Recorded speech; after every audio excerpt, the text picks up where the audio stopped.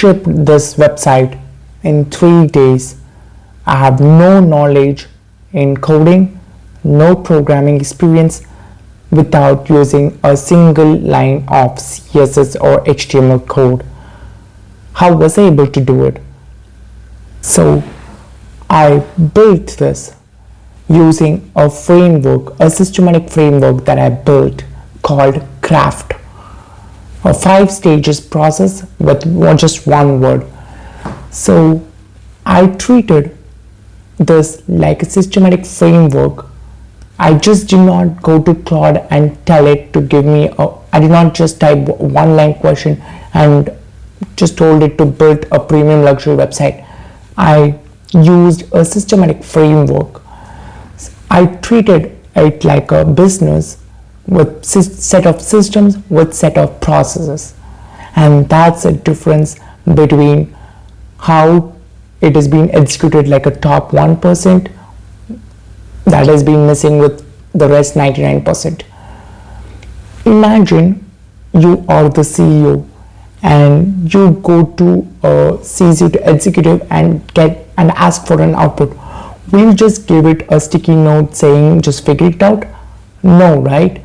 Because you're going to be having a set of process, a set of SOP, a set of playbook that need to be followed to get the whole potential from the C-suite executive. The same we are going to be building in this case. So to get the full context, if you have been watching my videos before, you would have known about the systematic framework called Draft. That is how top 1% talk to AI. If you have not seen it before, I have linked it in the corner. Go watch it.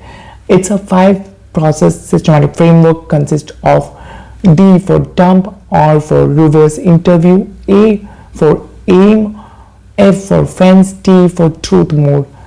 That acts as a first layer and Craft is the second layer. So basically you need to know how to talk to Claude or how to talk to AI, how top 1% talk. That is what Draft does. Draft is basically how top 1% prompt or how top 1% talk. Whereas Craft is how top 1% build. So now I'm going to be showing you the exact step from scratch till the execution part through the systematic framework I've just told you about. So you remember I just told you a minute before about the Draft framework. So basically I just input all the data.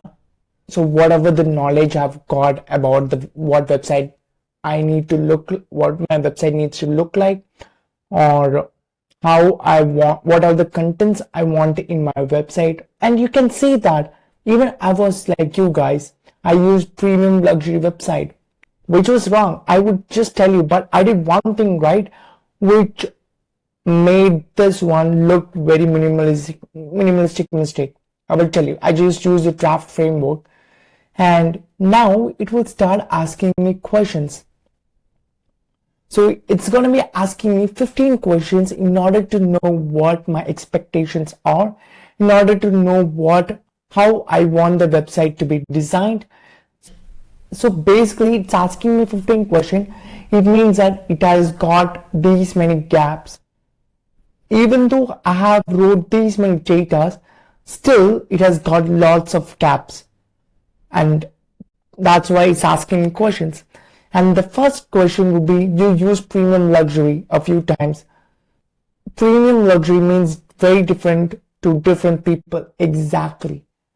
This is what I wanted to tell you. Premium luxury means different for different people. Of maybe if you're building a SaaS app, maybe your premium could be meaning much different to a person who is building a kids Lego toys. So it's going to be asking me 15 questions. Okay, you just take time to answer everything. It will ask you mentioned YouTube, Instagram, Substack, LinkedIn as your ecosystem. The website needs an anchor or follow it. Pick everything you want as a section/page. It will ask you all the question and just take time to answer it briefly. I mean, not briefly, detailed and nuanced, to the point. Now we'll come to it. What do you mean by curate? Okay, I have executed this website without a single line of CSS code, without a single line of programming. I'm not a designer. I've never built a website before. But do I mean that I'm not gonna study those? No, right? See, if you want a top 1% output, or if you want your website to look like the one done by a elite designer, elite website builder, you need to put in some work. And you need to put in some work through the help of AI. You cannot tell AI to do each and everything. It could be the smartest person in the world. It could know all the information, but it does not know your customizability. It does not know your expectation. It does not know what you need and what is your taste. So that's why curation is very important. Curation means building a PDF of knowledge. What do I mean by knowledge in this segment? Knowledge is a different, if I told premium website design, there are around 10 to 12 templates of design, namely glassomorphism, claymorphism, skeptomorphism. So we need to know how each one looks, what each one is designed for, what is the use case of it. And I've told that I need a black glassomorphic design as a background. But I don't know about color palettes, what goes with it, right? So I've told it to build a section of color palette that suits black as a background. And I need a cinematic shots or cinematic transitions throughout the website. I don't know what cinematic shots looks like. Maybe I could be having it in head, but if I don't know the terminology to express it to my system, to express it to the AI, how will AI understand? The only form of communication between you and AI is going to be that terminology, and you need to put in work to learn the terminology. And the fourth is I want few pictures, few subject photos, subject videos into the website. So I've told it what type of photos should I click it for this website particularly. What needs to be resolution, what needs to be the aspect ratio, everything.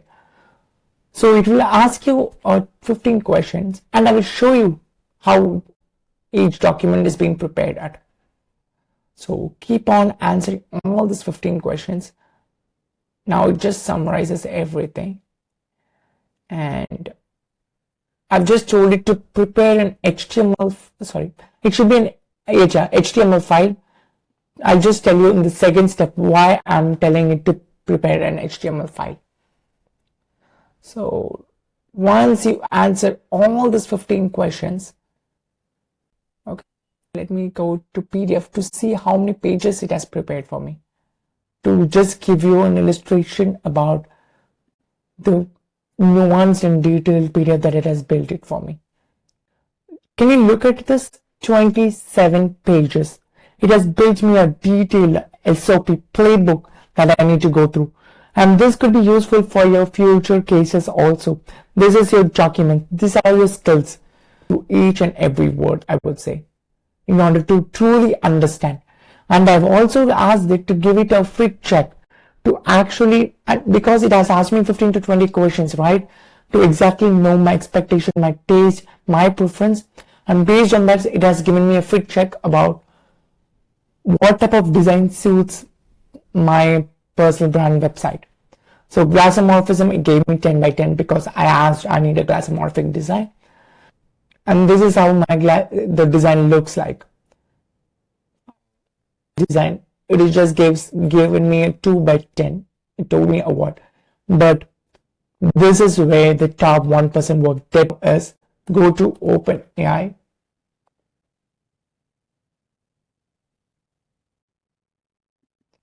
Maybe ChatGPT.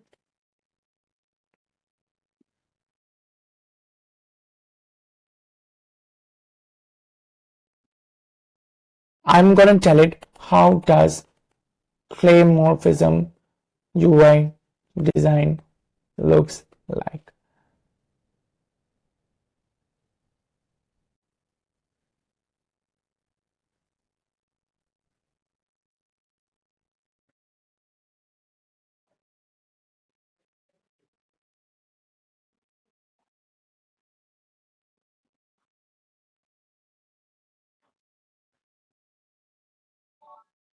And now you will be able to see that it has given me a set of images for me to analyze of how claymorphism design actually looks like, a working kind of a prototype.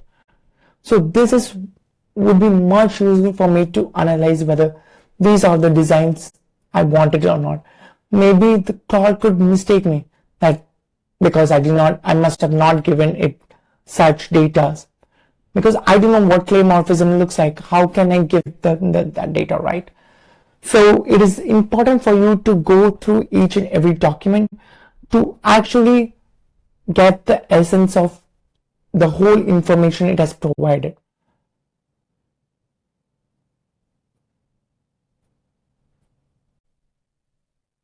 So all these designs are there, go and check it. And the next is the color palette system.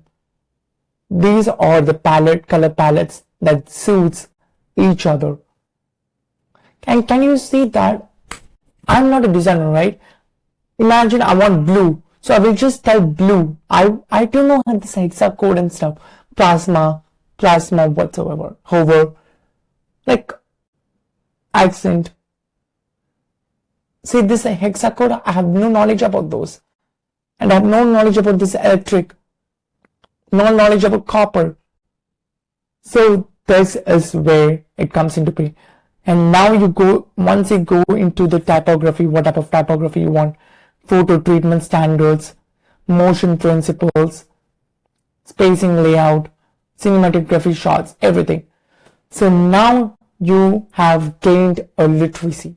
Now you have gained the knowledge, but knowledge without taste is incomplete. Now we are going to go into the next step on for reference. So what do I mean by reference? But imagine during the start of the conversation, I've told that these are the sections I wanted, but I need some reference pictures, some reference pages. Imagine you are a director directing a film. You need some kind of a reference shots. Maybe that could be from a movie, that could be from a novel, that could be from a other's opinion, perspective. So that's where a reference playbook comes into play. So the next step, I've told it to prepare me an HTML file across 5 axes: style stack, typography, color, what to steal, what to avoid, with verified URLs of tactical decision ready. So I've told it to prepare me 30 websites, out of which 15 will be from the top brands like Hermes, Gucci, Apple, Vercel, Notion, etc. And the 15 would be from content creators who has deployed their own websites, to just understand what they have implemented, what they are using. And this is where HTML comes into play, because that's clickable. It takes you into the real website, whereas PDF is just a document. It cannot take you into the website. So I will just download the HTML file. So can you see this? How many? Oh, I'm not sure. Maybe this also could be some 15 to 20 pages. So now it has given me around 15 to 20 websites. Now these are all clickable. I can go here. Now it saves time, right, for me. See, I don't know about Vercel as an app. How does it perform? Now the AI has done it for me. Claude has done it for me. And now I'll just grab all this. Maybe at certain stages, I love this design. I'll just tell you why. So now I can analyze whether is there any website that matches my preference, my taste, etc. So now you have got curation part ready. You've got the reference part ready. Now you exactly know what you want, how your website needs to look like, what are the templates that needs to be followed, what are the sections that needs to be there in your system. You must have gone through like 5 to 10 creators. Maybe they must have used some videos or a certain kind of template that you must have liked. So now we'll go to the third step called adapt. And I will also infuse adaptation with modification also in this. You know why? If you go to the starting, I would have provided a lot of data without any curation part ready, without any reference part ready. Now I have gained all this knowledge. Now I'm going to proceed the design in different way. Maybe I might want certain things to be added. I want certain things to be removed. Now I exactly know what type of design I'm looking for, exactly know what type of typography I'm looking for. So now you have to feed in all the other informations. I think I must have done it. Let me see. This is like, I have asked a few recommendations about that. So this is the step 1. See, so in terms of typography, you mentioned allowed 3.1 version and 3.2 based on the SOP, the first part, but allow the 3-point version more than that of 3.2. So now I'm feeding all the additional informations, the updated informations, I would say. And what do you mean by adapt? Adapt is that you have adapted a lot of information throughout the thread. The lot of corrections you have made, a lot of new features you must have given. So what Claude's memory tends to do is it tends to forget few memory. So during each step, I would recommend you to prepare an adaptation audit. So what you need to include is that, so we have done an adaptation, we have updated few threads, we have updated few information throughout the thread. Don't summarize, don't give me bullet points. Just drop the data as it is for me to check it. And imagine the first time the result I got was only 60% accuracy rate. Only 60% was accurate, and the rest 40% was generic, was from the basic research. And this is where your output could still feel a generic, a bootstrapped website. So you have every systematic framework that I've told you is integrated to each other. If you have just started curation part and left everything, it's gonna look a bootstrap, a generic website that interns are doing it. So you have to follow each and every step and to the fullest. So adaptation part is very, very important. And I will just tell you right now what. So this was the first part I have done. I will just go into the full screen for you to show it to you. And this was the data that I've given into the start. Maybe I must have thought something different in my head, but the output came differently. Look at this. It looks like a zoom kind of a template where your subject photo gets into the corner and your manifesto shows up. And you can see this words are, it does not give the premium feeling because the font sizes are different. There is no spacing or proper spacing in between. And see, these are spaces that has been left behind. Rest everything. I wanted a few outline to indicate that my cursor is over here. So these are the adaptation feature that I've come across. Now again, I'm going to be giving it to the system that these are the changes that you need to make. Once the adaptation feature is done, we are going to be going into the 4th step that's called frame. What do I mean by frame is that, see, still now we don't know all the terminology, the most detailed nuanced steps. For example, the hexa codes, the ratio of the coding systems or the designers use. So we have to tell it to build a detailed master prompt based on the adaptation that it has made till now.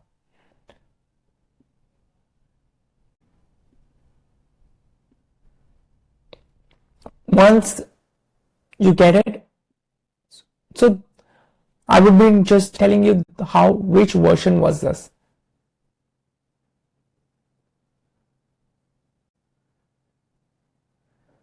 So they have built me 16 pages of a master prompt, and this was the 4th version ready. So imagine there was 4 version that was being there was 4 version that was being drafted before this was finalized. And if you look at the master prompt, you will be stunned. Around 3, 4, 5, around 6 pages of master prompt was being designed for this website. Imagine you would have done it. You would have just given maximum a 10 to 12 sentence if you're much dedicated. That's it. 6 pages. Look, a single HTML file artifact. Tailwind. I have no idea what is this. CSS via CDN. I have no idea about all this. And once that is being prepared, you're going to put it in Claude design to actually see how the working prototype looks. And it looks stunning. And see, this is what I wanted. This is the outline that I talked about before. And this was the subject, the transition I wanted. And do you know where I got this taste from? Yes, from the reference PDF of Apple's website. That's where I got the taste that this is what needs to be executed. The one that decides everything. T for transmit. T is where the working prototype becomes production ready and ships alive. So T is where the site go from Claude design to the actual production that lives in the URL, that the viewers and the audience could go to the link and see the actual working prototype, the app, the software, whatsoever you have built. So now I have told you the prototype, right, till where it is. The only way now you have to do is the final version needs to be ready. Okay, it will take 4, 5, 6, 7. So the more version, the more fine tuning you will be doing, the more precision you will be able to achieve it from there. So once everything is ready, you just need to go to the Claude, that actual thread, just type, okay, now here is the prototype that was being built, and using the master prompt built me the actual code that can be deployed into the Claude code. So okay, so you could be asking me a question that, okay Vishal, so why should I go to, anyways I have to do it Claude code, right? So why I have to do it in Claude design? Why I can save time, rather I can just put it in Claude code. But here's the deal, now you know the curation part, you know the referencing part, you have built the master prompt and everything. Till now it's just a theoretical knowledge you have got. You have never seen your actual working prototype. So you could just go to Claude Code and build the actual thing, but what if it does not look good? What, you must have thought something in your mind, but the actual production could be something else. And it is fine for you to change, but remember that it consumes tokens. And if you wanted to do some changes, you have to go to the memory. It will give you a code.